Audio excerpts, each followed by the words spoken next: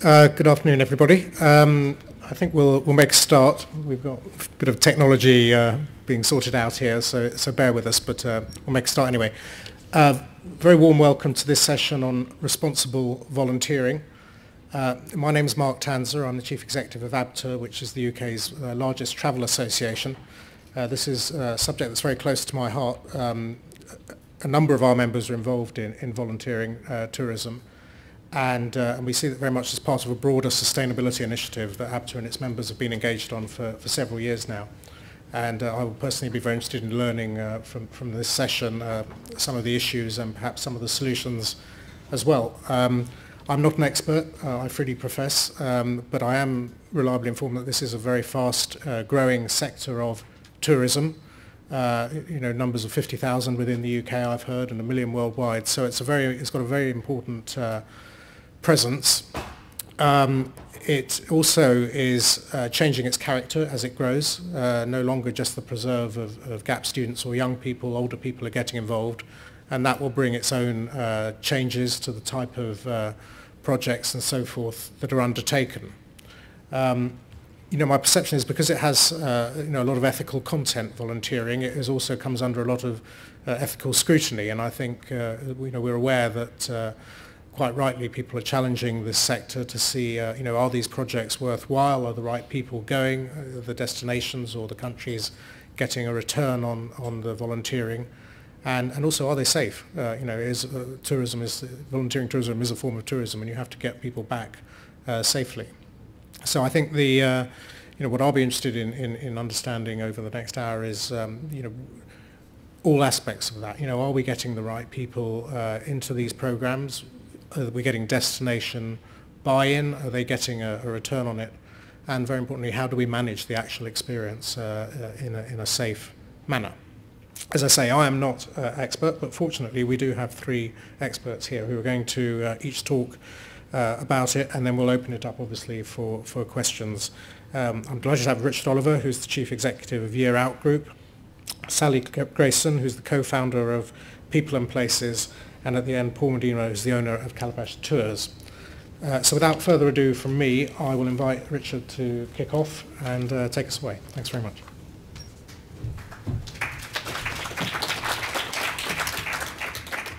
Thanks very much. Richard Oliver, I've been the Chief Executive of Year Out Group since 2000. Year Out Group is an association of leading gap year providers, primarily from the United Kingdom. We currently have 37 members who between them place somewhere in the region of 47,000 people in over 90 countries. A lot of those 37 organisations have some form of volunteering amongst the activities that they have on offer. But there are 18 of those 18 organisations who have volunteering overseas as their core activity. Now in 2011, they arranged the placement of some 24,000 volunteers in 90 countries. 70% of those volunteers were aged 18 to 24, because we do come from the gap year type sector. And for those of you who are not familiar with the gap sector, in UK there has been a long tradition of those people between school and university, or between school and going into a job, to take time out from their education and their career to travel. And we're looking at structured travel in the Year Out Group. There's also a considerable cohort who do it during their university courses or on graduation. 70% of the volunteers are female. And their country of origin, 2 years ago I'd be saying 70% of them came from the UK. But with the introduction of tuition fees this year, that number has dropped, and only 50% came from the UK in 2011. And of the other 50%, half came from the United States and a third from Europe. Now, Year Out Group has amongst its 3 main objectives the desire to improve good practice within the gap year sector, and that includes within those organisations offering volunteering. Our membership criteria have stiffened and become more demanding as the years have gone by. But from the outset, our primary focus has been on the safety and support provided to the volunteer. Now, that emphasis has manifested itself into a British Standard 8848, for adventure travel overseas, which specifically has included volunteer travel. And we've already had instances in court where organisations offering travel have been held to best practice against BS 8848 and have had to demonstrate that they have taken it into account in their risk management and their planning. Now, the ethical issues are important, but with so many activities in so many countries, it has not been possible for year-out group to audit. And we therefore do require the individual volunteer to do a considerable amount of research and planning for themselves, to check out the organisation and to check out the individual projects. And this leads me on to what I believe are the keys to a successful volunteering placement. And for the volunteer, research and planning in as much detail as possible is absolutely essential. And this takes time. I'll come back to time later. I have to say that young people don't do it very well. And I even have to say that there are experiences when those more mature people don't actually do it very well either. Also, I am routinely disappointed that parents don't get involved, particularly for the younger members, those between school and university, at least to take a discrete interest into what their children are doing. If all goes well throughout, that's fine. But when things go wrong, the parents are the first to jump on the bandwagon and really didn't know possibly where their children were going and what they were doing and the risks involved, and might have had something to say about it if they had, at least to just check that the insurance was in place properly and hadn't been shortcut. Now, within this places a significant requirement on the provider to manage the expectations of the individual volunteer and to bring them into line with reality. Now, they can do that to a certain extent on the website. They can do it by producing information, which they do in bookloads. But it's getting people to read it and understand what they're reading. And therefore, it's really an requirement to have some form, ideally, of face-to-face meeting and briefing, but if not, then a verbal dialogue, preferably on Skype. The international market, the international dimension, makes that slightly more difficult. The organisations have a responsibility, obviously, to manage the projects, to research them, select them, and make sure that they're going to deliver what they say they're going to deliver and provide the necessary support. But if at the end of that we get an informed decision between all these parties, which somehow or other we eventually seem to in the overwhelming majority of cases, then you can be reasonably assured that with an informed decision you'll get a highly satisfactory outcome. There are challenges. I say we're dealing with 18 to 24-year-olds, Generation Z, those who were born between 1990 and 2005-ish, the internet generation. Everything they've never known anything other than the digital. For those who perhaps had a social media seminar earlier on, one of the very first points that were made. They're into social media. They work in quite small communities, considering they have their own narrow field, comparatively narrow field, and they have lots of friends on their social media, but really a comparatively small group that they really talk to and trust. And exactly the same in the chat rooms and the consumer sites that they go to check things out. And when they do their research, it is often rather narrower than perhaps it could be. They're also seeking instant response. Quite understandable. I do myself. When I go onto Amazon, I like to be able to order something by one click and the fact that it could be delivered within 24 hours. It doesn't work for an international volunteering placement. It takes time. We've got to make sure that we have the right person for the right placement and vice versa. So volunteers are routinely disappointed. And actually the provider's disappointed too, because they'd like to be able to help but can't. So there's a considerable problem in recruiting and selection, which the providers have to work towards to educate people as young as possible, and that means getting into the schools and catching them early. However, there are real benefits from volunteering for young people. The biggest benefit is undoubtedly for the volunteer. These are unique and unique to the individual, unique learning and developmental experiences. All the anecdotal evidence suggests that those who have these experiences do better at university than they might have expected to do or than their peers. It certainly enhances their employability. And the number of times those who've done such a placement have produced case studies, or I've managed to speak to, where just about every single interview they went to, the employer used their gap year experience to elicit from them an understanding that this person had the skills and experience that they were looking for. And quite often they get the job. I also think that it has an impact on their future decision-making process.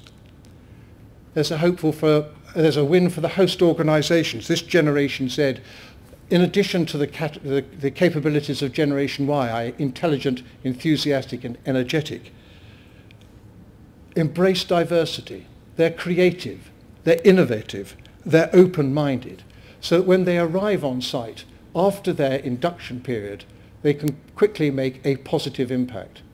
It may be small in the scheme of things, but built up with a number of volunteers going through over the years, it really does help the host organisation.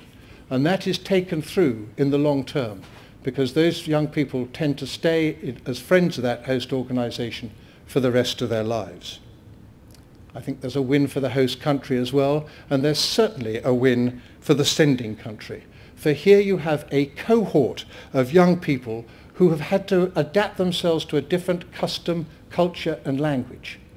And these are skills that employers are looking for in this ever increasing global times. As they go into their professions, their business, or, as many of them do, into international development and non-governmental organisations.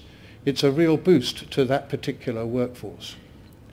Now, I know this form of volunteering with these group of young people has its detractors, but if it's done properly, then the benefits are significant, not just for the individual, but for many other organisations beside.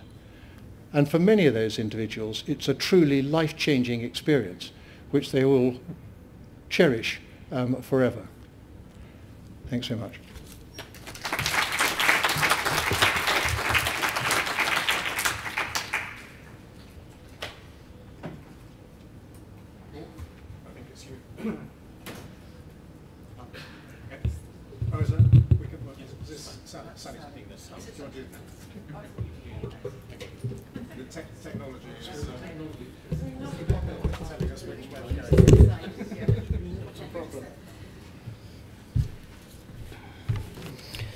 Where am I clicking? Just that one. Thank you. Hi everyone. My name's Sally Grayson and I'm co-founder of an organisation called People and Places, and I have a grand title which is Programme Director, which basically means I work with our local partners, those people who are working all over the world directly with the projects that we source volunteers for. Our role is to find skilled and experienced, and that doesn't necessarily mean professional. One of our best ever volunteers was a school caretaker. But our role is to find skilled and experienced volunteers and prepare them and work with our local partners to prepare the community for them to work together, to give the community the skills they need to build the future they want for themselves.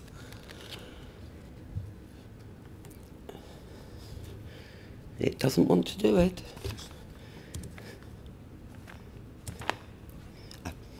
Okay.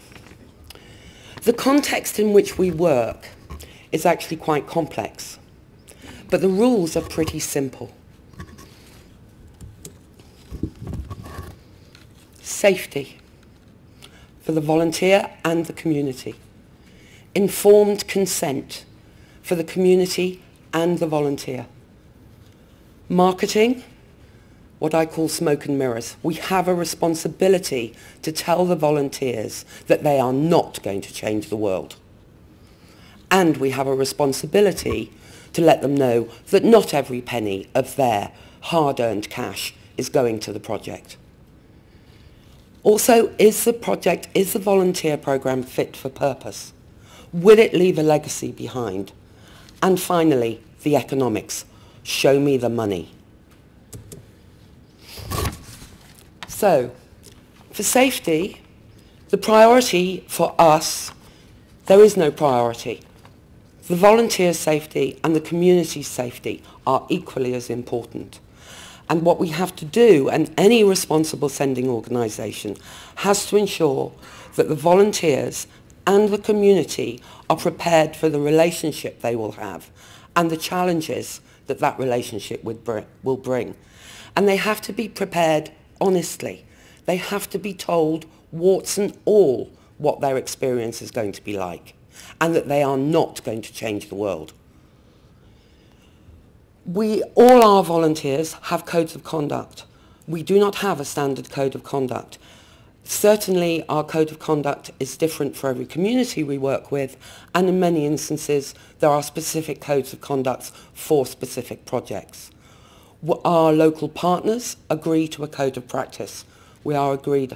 That code of practice varies slightly for country to country because of legal considerations, whether we're working directly with NGOs, whether we're working with children, whether we're working with vulnerable adults. Our due diligence, we need to do full risk assessments, and the risk assessments go both ways. The risk assessment for the community, the risk assessment for the volunteers. We need to be sure that the volunteers are properly insured. Many travel policies do not cover volunteer work. And I know young volunteers are being sold insurance cover and they are going to volunteer, and if something happened to them, they would not be covered. Informed consent. Both the community and the volunteer have to agree to a contract, to what they're going to do. And we have to ensure that we have informed both as well as we possibly can. That takes time. Not only that, we tell negatives. That doesn't equate comfortably to bums on seats. Give me your credit card number. Let me take your deposit, and yes, you can go in a couple of months' time.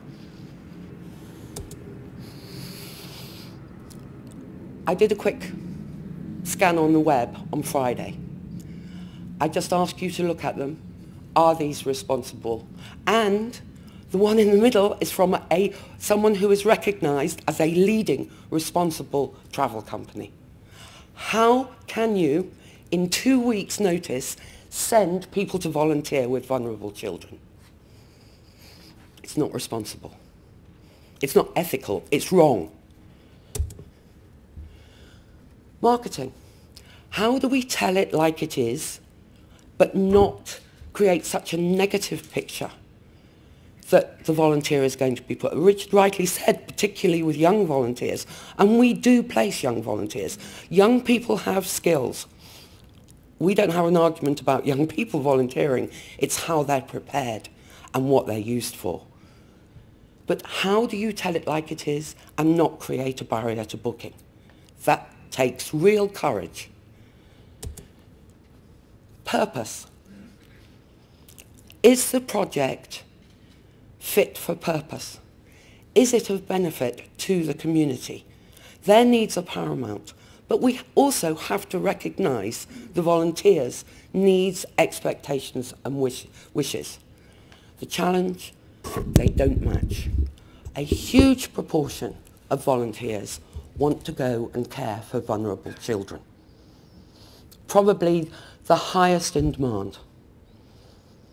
Is it right that we send young, unskilled people into projects to hug and engage with vulnerable children for 3 weeks and then wave bye-bye to them and then send the next volunteer in?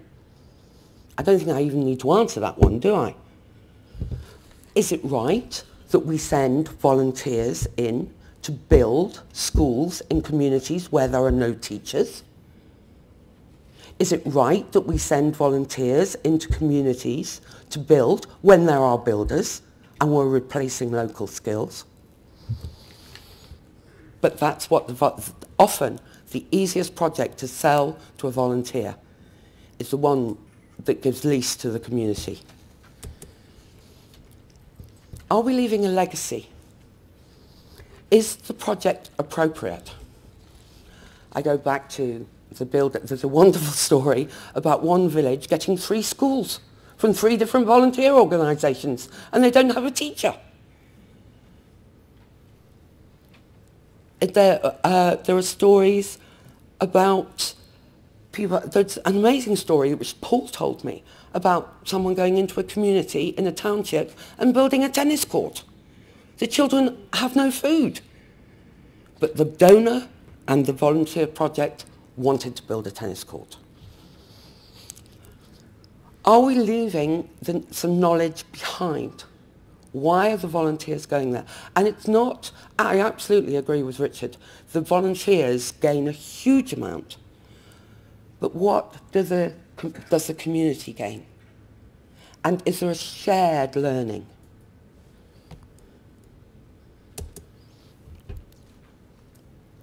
This one we've all seen in the press recently.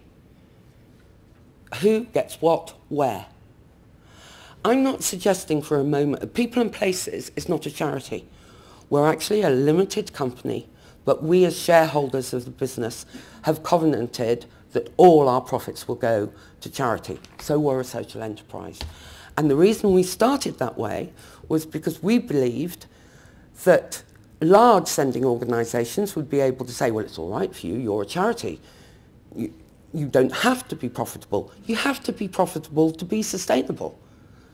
So I don't have a problem if only 10% of the money that the volunteer pays is going to the community and that project is still responsible. I've not seen one where only 10% of the money going to the community is a responsible project.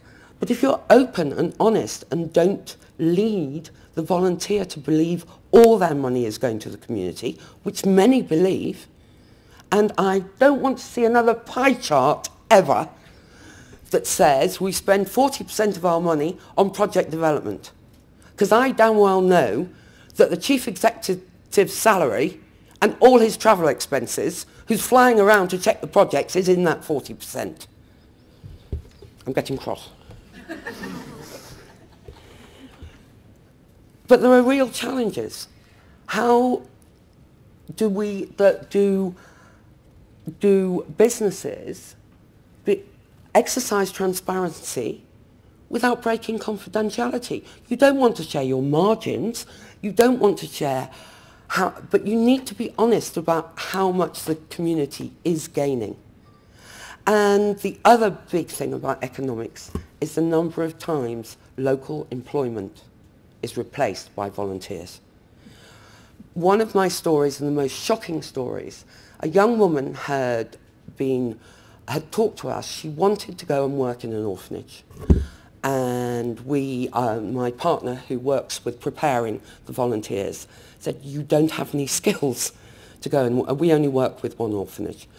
You don't have any skills. You do have skills. You could go to this project. No. I want to go and work in an orphanage. She travelled with one of the best-known names. And 3 days into her trip, she rang me. And she said, I've been in the village 3 days. She's 19. I've been in the village 3 days, and no one will talk to me. And I've just discovered it's because they've sacked the teacher because they knew they had a volunteer coming.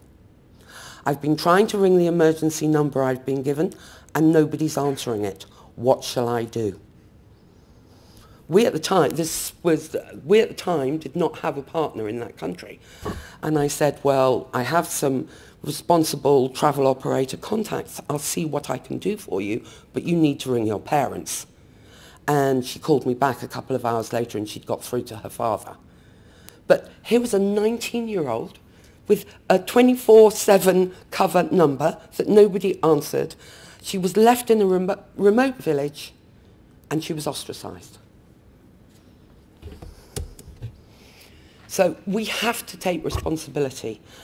And I want to say thank you to ABTA, to Mark for chairing this session, because we firmly believe that these bad practices are not going to change until a big boy stands up and takes real responsibility for what's going on in the volunteer market. This will be posted on websites, so there are lots of links to policies and lots of resources for anyone who wants them, so that's why it's at the end of the... and thank you.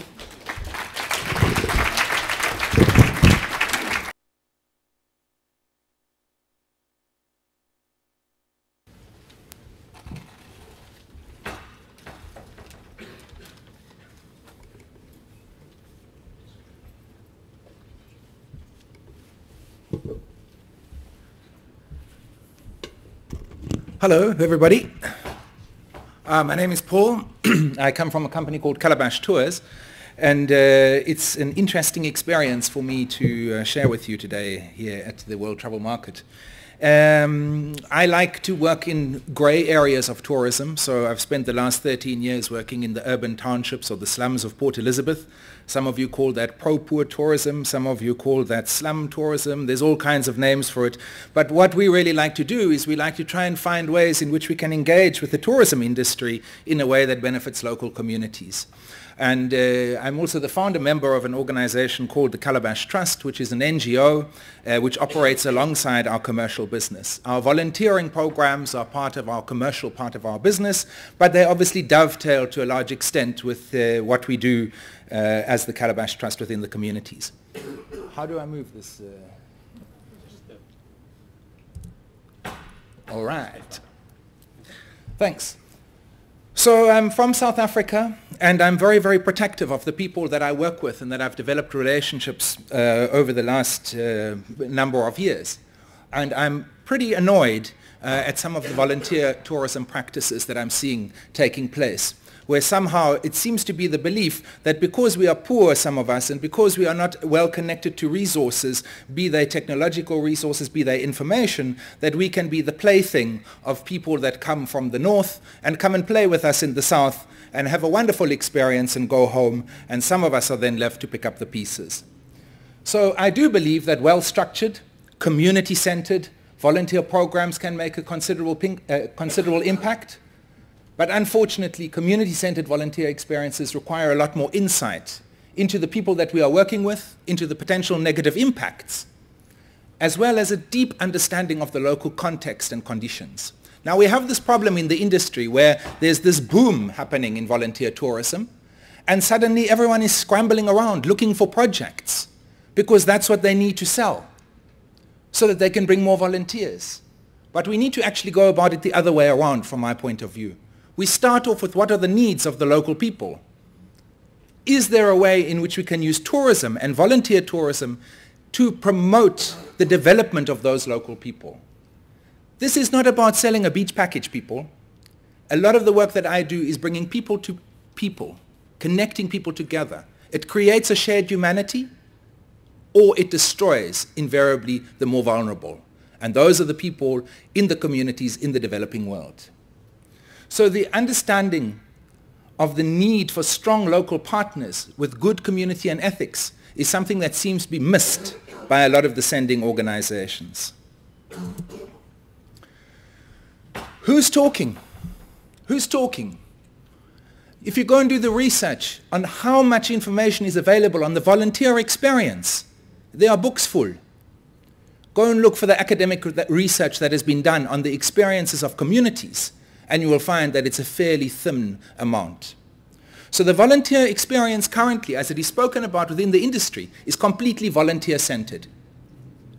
Completely and utterly volunteer-centered. And of course, they are our clients. Yeah?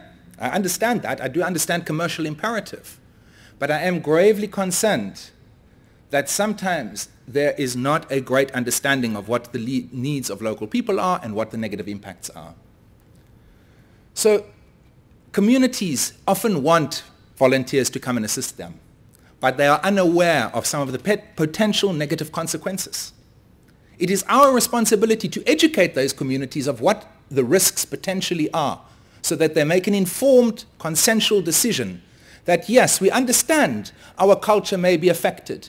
We understand we may put ourselves at risk in certain areas, but as a community we agree and we consent to do that. So what is it that we are selling a lot of the time? What is the level of community consent? And what are the rights of children or vulnerable adults within this? We sit now in South Africa with a Peace Corps volunteer that's just been convicted of child abuse within an orphanage. Peace Corps, American Peace Corps, credible organization.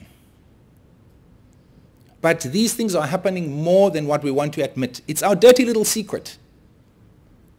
And it's time that we open that up and we start to talk honestly about that, and that we start to understand the risks to volunteers as well as to the local communities. It's a time for change. Absolutely, it's a time for change. We have to start to question how and what we are selling as volunteer experiences. If we continue with this extractive, volunteer-centered approach, this industry is not going to be sustainable. I come across a lot of volunteers gravely unhappy with the experience that they have had. And some of the communities that I work with share with me horrific stories of volunteers who have come with no real purpose, who have come with no real supervision, no real preparation, and have flitted about doing absolutely nothing of worth to either party. So we need to wise up in terms of what we are doing. I'm very passionate about volunteer tourism. I believe that it can make a huge contribution to sustainable development. But what we need to start to understand is that we must protect what we are selling. And a lot of the time what we are selling are the community projects and the people from the developing world. People are not that interested, from what I understand, just to volunteer in France or just to go next door to volunteer. They want to go to a developing country. They believe there they can make an impact, and they can. But we need to create the conditions and the context for them to do that. So currently, in my view, volunteer programs reflect an extractive quality, where benefit accrues to volunteers and sending organizations in the developed north. There is too little transparency about where the money goes and what the real benefit to the communities actually are. Real success requires that volunteer programs benefit the community and the volunteer. My job is like a balancing act. I just want to make sure that the community that I serve has a real tangible benefit from the volunteer. And I want to make sure that the volunteer that I work with has a wonderful experience. So it's a balancing act. I don't negate that the volunteer has spent a lot of money. I don't negate that the volunteer has a dream and a passion and a motivation and desire while they are there. It's about marrying those two. And I'm sorry, too much of what I see around me is benefiting only the volunteer. They may have a great time, but they leave traumatized children behind. They leave children who are actually sick and tired of being hugged by all these white people that come all the time. But somehow, because we are poor, it's okay. You know, if you can't do it in your own country, why do you come and do it in mine? If you are 18 years old, can you teach English here in the class? Can you work with children here in England without a CRB screening? Why do you want to do that in my country? Just because we are vulnerable? Just because we are in need? It's not acceptable. So if you can't do it at home, I don't want you to come and do it with us. So I believe that the vision that I have is simply taking responsible tourism firmly into the volunteer sector, making better places for people to live in, better places for people to visit, in that order. And it's realistic, and it's achievable, because some of us are doing it. Some of us are doing it. We have to challenge the current dominance of the volunteer experience at the expense of communities, As an industry, we have got codes of good practice that are starting to address this. But really, people, we need to go beyond codes and good practice, and we need to start doing better. It is our actions that are going to speak, not what we write and what we publish on the website, etc. So in South Africa, we have certification with Fair Trade in Tourism, where there are effective criteria for measuring responsible volunteering. Tourism Concern has developed a great set of guidelines. TIES has done it. You know, we know what the best practice is. At some point, can we start to do it? Because we know, and those of us that are on the ground, we can see that we are destroying, slowly but surely, our very own industry that we care about. Because at some point, we should start to encourage communities to say no to engaging with certain volunteer organizations that only extract from them and put very little back. So we need to move the issues of responsible tourism into the volunteer sector with haste. This is like, you know, tourism 10, 12, 15 years ago. And we are currently dealing with this massively booming area, and yet the responsible tourism issues don't seem to be at the forefront. Everyone is concerned about protecting the volunteer. Well, yes, it's important, but it's not the only thing that we have to protect. So those of us who engage in communities through volunteering must empower local communities and encourage them to become more rebellious. Let's educate them. Let's tell them what the risks are. There are risks taking volunteers into your community. There are risks. Let's talk about them. Let's unpack them. And then you as a community, you decide what you want to do. And if you're not being treated well, be brave enough to stand up and say, this is not working for us anymore. Volunteers themselves must start to ask the hard consumer questions. Come on, people. When people are booking an ordinary holiday, they interrogate everything. Is the hotel sea-facing? Does the coach have air conditioning? How far am I from the beach? But when it comes to volunteer travel, somehow, because we're doing good and we're serving conservation or we're serving communities, we're kind of a bit too afraid to ask, how many people am I going to be sharing a room with? Where will I stay? Who's benefiting from my stay? We need to start to ask some of these hard questions. Somehow, consumers forget about their rights when they enter the volunteer tourism market. So, you know, ask these questions. We have to start to educate the volunteer as the consumer. I don't understand why some people believe that it's acceptable to mark up our products by 60%, 70%, and they tell us it's because they have high admin costs in London. Well, come on, people. There must be fair share in the way that we are allocating the resources. We are all in this thing to make money, yeah? This is business. But at the same time, there are ways in which we can do that that is fair, and that is ethical, and that is transparent. Thanks.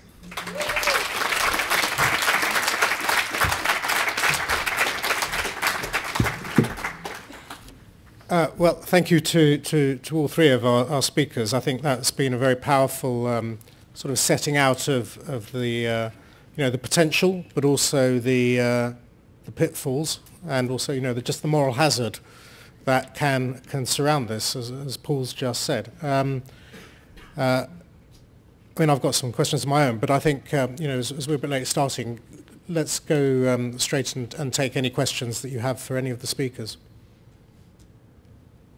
Yes, please. Yeah, I just wanted to come back from Michael from Cambodia. We run an organisation that absolutely shares those values. We know that our mission... Michael, can I ask you to just stop and use the microphone, because we need it for the record. The whole thing is being videoed, so please use the mic. Okay, working, yeah. So Concert's mission is to bring the best benefits from people's generosity, exactly what Paul was talking about. I'm glad to see someone gets as wound up as I do. Just to pick up on that, I had a very senior lecturer came into our office from a university in the south of Australia who brought a group of mature students at the end of a very detailed, and it was a master's sociology degree, and he came to do some volunteering, and there was a dozen volunteers, and for 3 of them it didn't work out, and she was desperately running around trying to find something for these volunteers to do. And she said to me, she said all the nice things, and she said, it's my mission to make these guys the employees of choice of the future. And I said, because I'm from Yorkshire and I say these things, I said, I don't give a bugger about making these guys the employees of choice for the future. I said, Cambodia has enough issues of its own. It's not here to be a toolbox for privileged Westerners to come and dip into to improve their CVs. And I just really, really resonate with the things that you were saying, and thank you for saying them. Okay, thank you very much. Any other comments? Yes, at the back, please.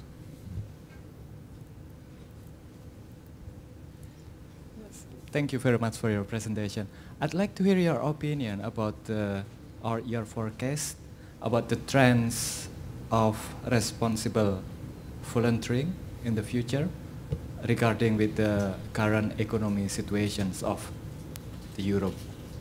Thank you very much. Okay, so that was, what do you see as the current trends given the recession and so forth? Shall I go first? You go first, yeah. Can you hear me? We are finding, we don't actually place a lot of GAP students, but there certainly is a problem with the university fees, that fewer GAP students are choosing to travel. And of course, there is pressure on that pound, so the temptation is to reduce prices. And I certainly am one that is very concerned when I see volunteer travel discounted by 25%.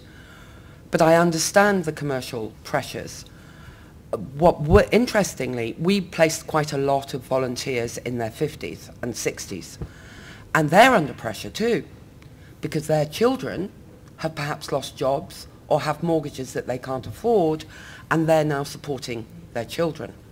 We are seeing an increased demand coming now for volunteers from the rest of Europe and from North America. So those of us whose job it is to sustain the volunteer program, to supply responsible volunteers to destinations such as Paul, we have to look elsewhere for where the volunteers are. And certainly our American market is growing substantially, as is our Australian market. Does that answer your question? Are you talking about the pressure on prices, on money on communities, or where do we go to find the volunteers given the climate we're in?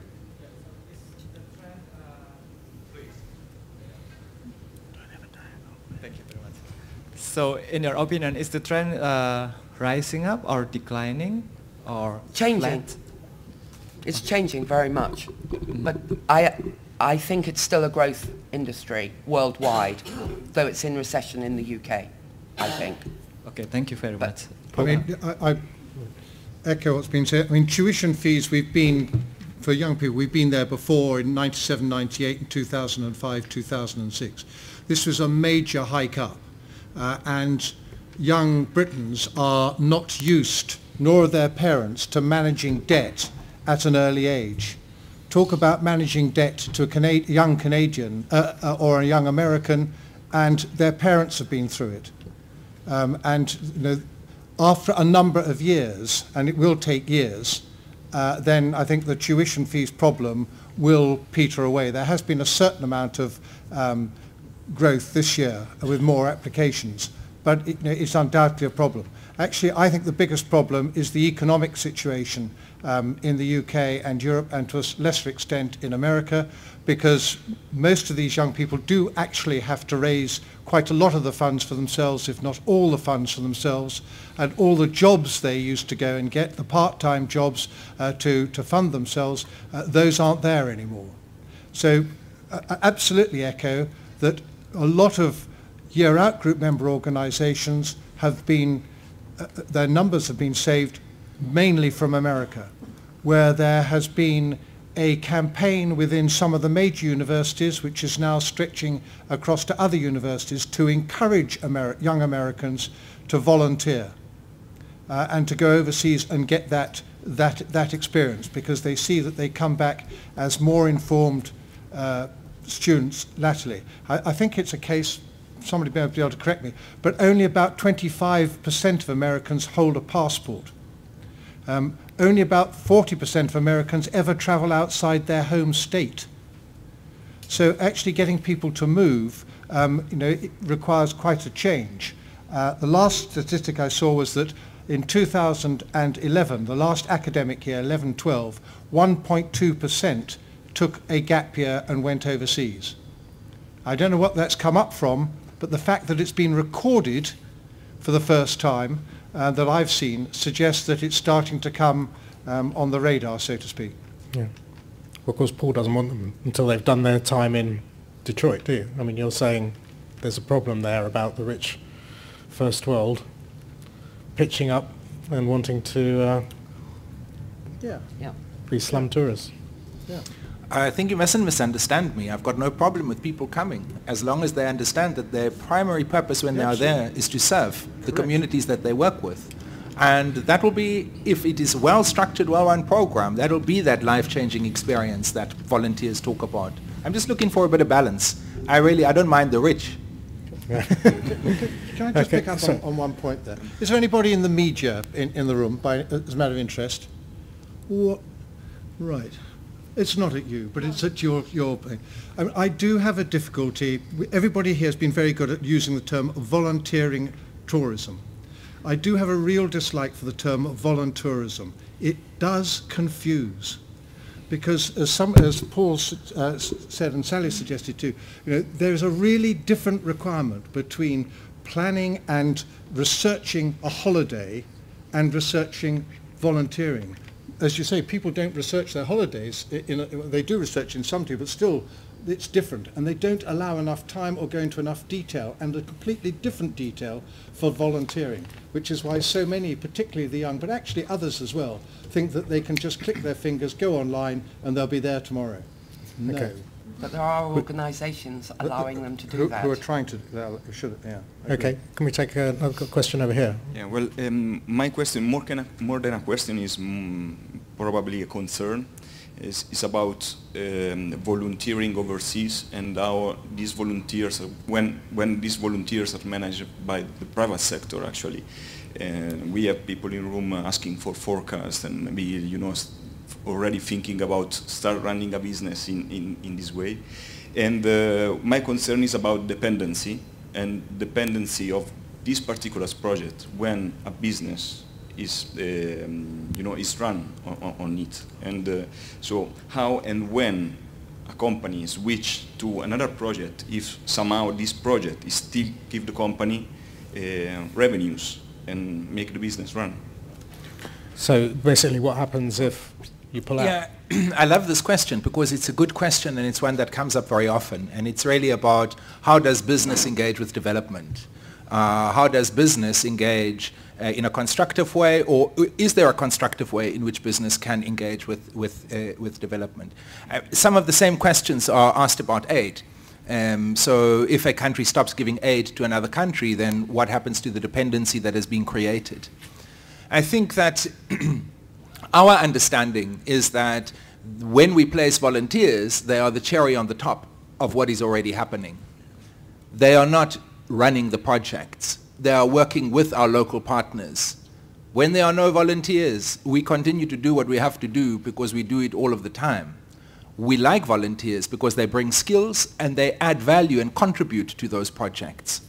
But I do think that we are seeing an increase in projects being created specifically for volunteers. And that's when we start to get the real negative impact.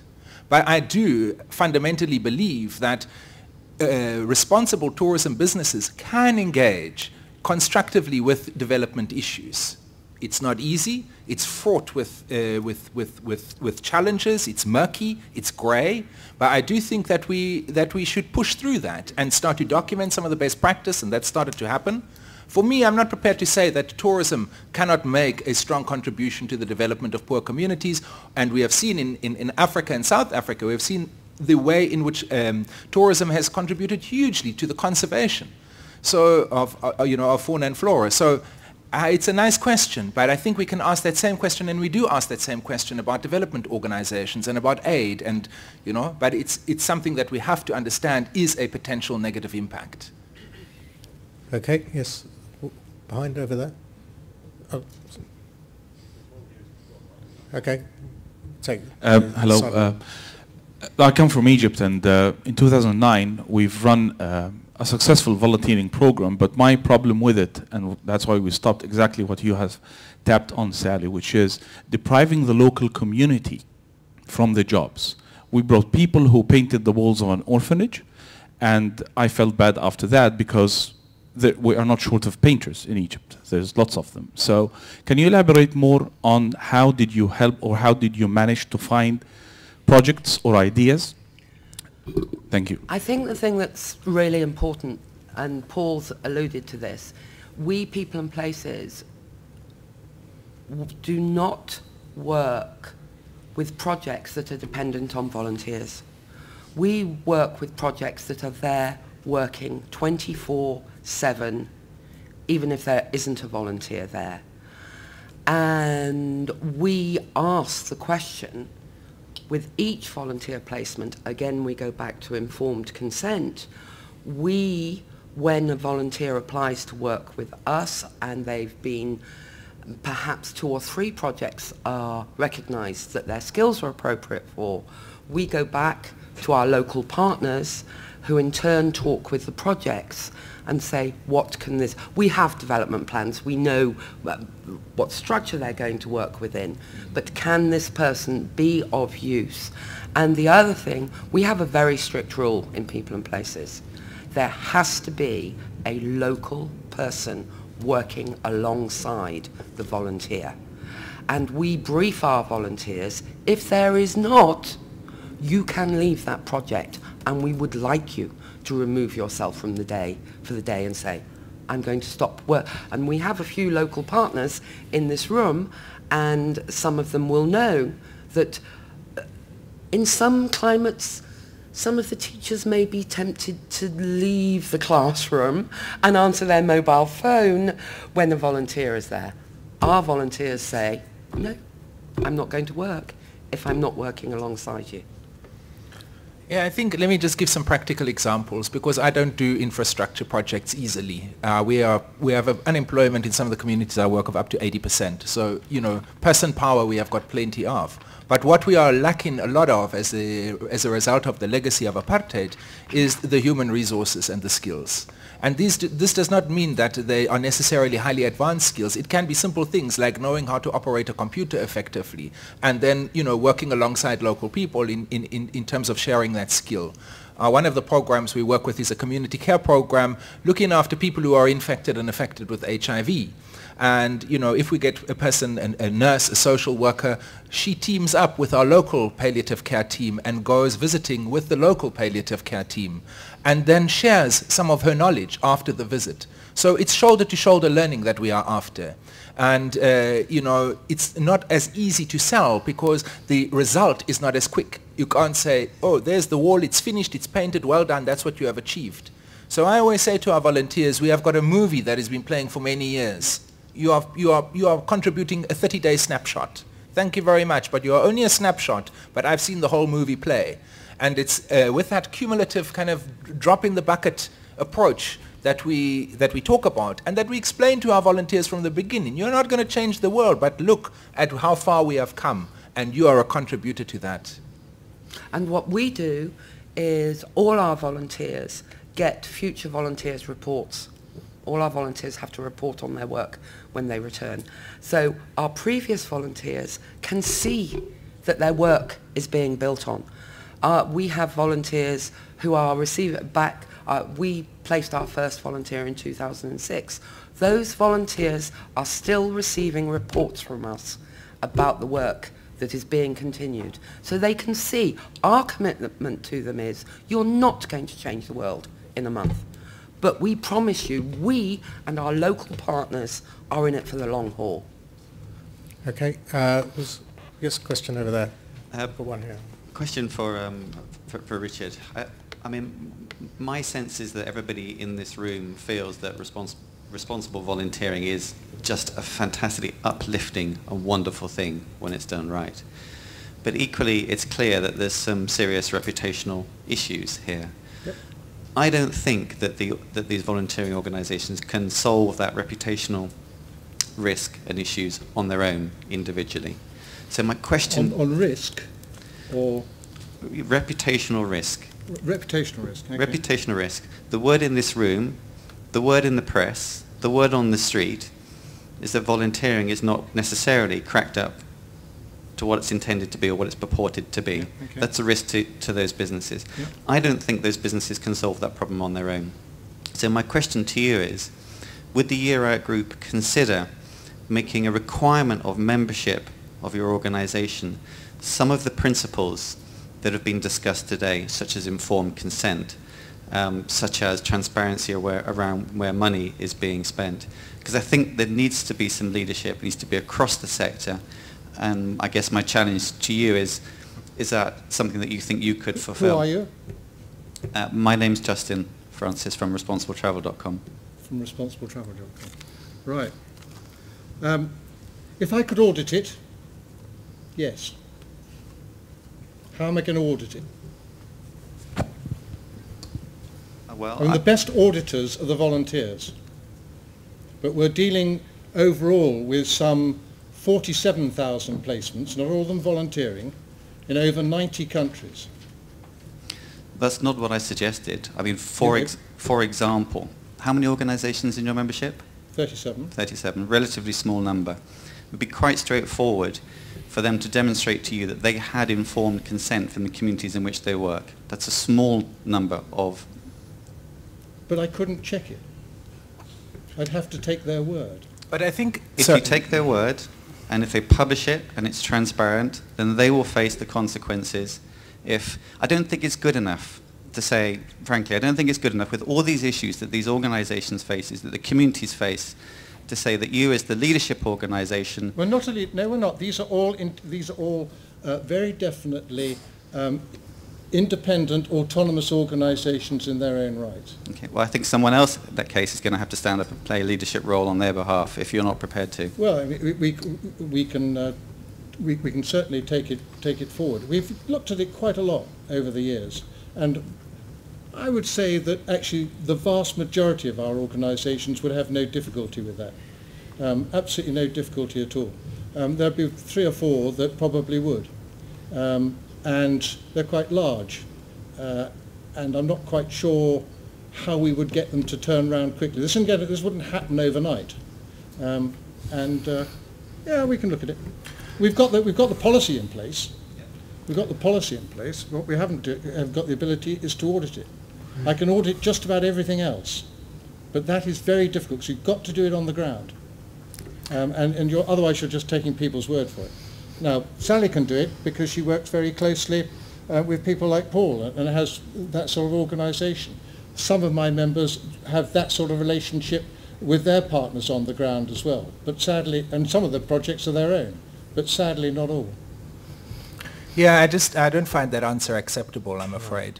I think we spoke today about time to do, and I think we have seen big industry organizations in mainstream tourism that have taken huge steps forward in terms of what they require from their members. And I think that, it does start with members having to put their name to something. If they prove through, the market or the volunteer, which you say is going to kind of govern this, they will be exposed. But really, it's this kind of attitude and this reticence to push the issue forward that is leaving us as communities in a very, very vulnerable position. And yet it is those very communities that are sold as part of the experience. Justin, I mean, you have lots of my members on your website. Do you check them that they make sure that they produce the right thing? And if so, how do you do it, and how do you guarantee that what they tell you is what they do? I publish transparently on the website their policies for responsible tourism at a company level, and on an individual volunteering experience, I publish that. What I've not been suggesting to you is that you physically inspect and audit. What I'm suggesting to you is you make transparent, you make available for the tourists and the media to make their own judgment. I don't have that information on my website. I never have. Okay. I never have for the individual organisations. I never have. That's on their websites. I encourage people to go to their websites to check, and if they're not there, don't go with them. That's basically what I'm saying. Don't go with them. Can we have got one question here, please? Thank you for that. Back to Cambo. Thank you, Harold. There was a presentation earlier today talking about Cambodia that I gave. The thing that we see is absolutely the needs of volunteers and supporters, the responsible tourism industry now driving a lot of development and driving a lot of development projects. 100% increase in arrivals in Cambodia over the last 7 years, 100% increase in the number of private orphanages in Cambodia over the last 7 years. The number of Cambodian orphans continues to decrease. There's no correlation between the needs of the community and the resources that are being generated out from what volunteers want to do. Harold asked me if I knew what percentage of orphanages are created to meet volunteer demand. I don't know, but it's extremely high. It's extremely high. In the town where I live, which is Siem Reap, which is the service town for Angkor Wat, which is 100,000 people. If you can think of a town that you know with 100,000 people in it, the number of orphanages in Cambodia in Siem Reap over the last 18 months has gone up from more than 40 to more than 60. We have a 50% increase. And what is happening is that the demand for placements and other activities in orphanages is sucking in all the resources and people respond and create more orphanages. And then there's this vicious circle going on where there are no other options for desperately poor communities, and so the police and other agencies will refer desperate children to the orphanages, which reinforces the belief in the people that run them and the people that support them that they're doing the right thing. The reality is, it's all there is, and you know what we're desperately keen to do is to get people to be supporting other more suitable things. So I don't know, Harold, but a massive, massive majority. Okay, I think I'm going, with your permission, to bring this to an end, because we've been going for an hour now. I know I'm the impartial chairman, but I must say, just listening to it, there is a big gap. What are the mechanisms for getting a grip on this? I mean, I can see the benefits and I can see the pitfalls. What I haven't yet heard is how, the sort of suggestion you've just made, I think, is a very good one. I'm not talking about yours. That we've got to, whether you go through code of conduct or through spot audits or through standardised vetting. Otherwise, we'll be having the same conversation in 5 years' time, and it will be worse because it will be bigger. So I don't have the answer now, but I mean, I hope ABTA can play a role in certainly for our members, moving that forward so we get some actual concrete actions out of this. I'll offer a last comment to our three panelists if there's anything just you'd like to say as a just thank you to everyone for coming today and caring enough to be at this last session of the day. I just think people must ask those questions, that's all. Just ask the pointed questions and then we will start to get the answers. And from mine, my members have signed up to a code of conduct and a members' charter. If they don't conform to it, then grip them. All right, well, on that note, thank you to the three panellists and thank you all very much for coming along to this session. Thank you. Barcode.